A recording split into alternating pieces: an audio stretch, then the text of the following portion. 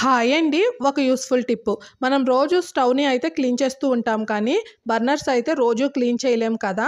So, ఆ బర్నర్స్‌కున్న holes అన్నీ కూడాను క్లోజ్ అయిపోతాయి అండి. మనకి మంట కూడాను సరిగ్గా రాదు. అలాంటప్పుడు ఇలా ఇంట్లో ఉండే వాటితోనే ఈజీగా మనం వీటిని క్లీన్ చేసుకోవచ్చండి.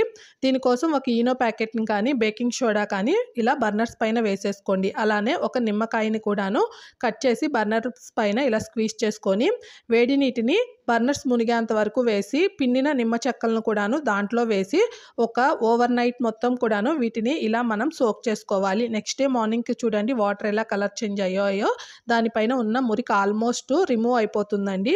మనం గిన్నెలు తోమే స్క్రబ్బర్‌తో సోప్ పెట్టేసి ఇలా ఈజీగా పైపైన క్లీన్ చేసుకున్నామంటే, ఇవి చక్కగా నీట్‌గా క్లీన్ అయిపోతాయి అండి. చూడండి డిఫరెన్స్ మీకే తెలుస్తుంది కదా! ఇంకా గంటలోనే మనకి త్వరగా క్లీన్ అయిపోవాలి అంటే, యాపిల్ సైడర్ వెనిగర్ ఉంటుంది కదా! దాంట్లో గంట సేపు సోక్ చేసామంటే నీట్‌గా క్లీన్ అయిపోతాయి. డిఫరెన్స్ మీకే తెలుస్తుంది కదా! నచ్చితే లైక్ చేసి మన ఛానల్‌ని సబ్స్క్రైబ్